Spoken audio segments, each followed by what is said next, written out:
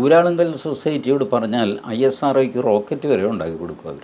അത്രയ്ക്കാണ് ഊരാളുങ്കൽ സൊസൈറ്റിയുടെ റീച്ച്. ഊരാളുങ്കൽ സൊസൈറ്റിക്ക് 10% കൂടുതൽ തുകയ്ക്ക് വരെ ടെൻഡർ കൊടുക്കാം മറ്റുള്ളവരെക്കാൾ. ഇപ്പോൾ എല്ലാവരും അടിച്ചുകൊണ്ട് പോയി, എന്നിട്ട് സബ് കോൺട്രാക്ട് കൊടുക്കും. വാഗ്ഭടാനന്ദൻ രൂപീകരിച്ച ആ ഒരു പ്രസ്ഥാനം എങ്ങനെയാണ് ഈ CPM-ൻ്റെ കയ്യിൽ വരുന്നത്? ഇതൊക്കെ അവർ പിടിച്ചെടുക്കുകയല്ലേ ചെയ്യുന്നത്, കയ്യിലേക്ക് വരികയൊന്നുമല്ല, അവരങ്ങ് പിടിച്ചെടുക്കുകയാണ് ചെയ്യുന്നത്. നല്ലൊരു സൊസൈറ്റി വായിജത്ത് സ്ഥാപിച്ച് നോക്കുക, അത് ഭംഗിയായിട്ട് നടക്കുന്നു എന്ന് കണ്ടു കഴിഞ്ഞാൽ അത് പിടിച്ചെടുക്കാനായിട്ട് അവർ അവരുടെ മെമ്പർമാരെ ചേർക്കുന്നു, പൊതുയോഗം വിളിക്കുന്നു, ബഹളം വയ്ക്കുന്നു. ചുരുക്കി പറഞ്ഞ് വായിജത്ത് പുറത്താകും, വേറൊരു ഭരണസമിതി വരും. This is the thing. MV രാഘവൻ്റെ ആ സഹകരണ ആശുപത്രി അതൊക്കെ പിടിച്ചെടുക്കുകയല്ലായിരുന്നു. എത്രയോ സഹകരണ സംഘങ്ങൾ അവർ പിടിച്ചെടുത്തതാണ്. എന്തിന് പുരോഗമന കലാസാഹിത്യ സംഘം പിടിച്ചെടുത്തതാണ്. തോപ്പിൽ ഭാസിയുടെ ആത്മഹത്യയിലുണ്ട് ആ സംഭവം. ചുമട്ടുതൊഴിലാളികളെ വെച്ചാണ് പുരോഗമന കലാസാഹിത്യ സംഘം പിടിച്ചെടുക്കുന്നത്. SPCS അങ്ങനെയാണ്. രാഘവൻ്റെ പാർട്ടിയിൽ ആരുടെയോ ഭാര്യയുടെ പേരിൽ ആരും സഖാവ് വോട്ട് ചെയ്തെന്ന് പറഞ്ഞ് രാഘവൻ ഒരു ജന്മത്തിൽ എഴുതിയിട്ടുണ്ട്. അതെ, വല്ലാത്ത അക്രമത്തിലൂടെ സൊസൈറ്റികൾ പിടിച്ചെടുക്കും. കോപ്പറേറ്റീവ് സൊസൈറ്റി ആണെങ്കിൽ ഉറപ്പായിട്ട് CPM പിടിച്ചെടുക്കും. അതുകൊണ്ടാണ് മറ്റുള്ളവർക്കാർക്കും അതിൽ പിടിച്ച് നിൽക്കാൻ പറ്റാത്തത്. കാരണം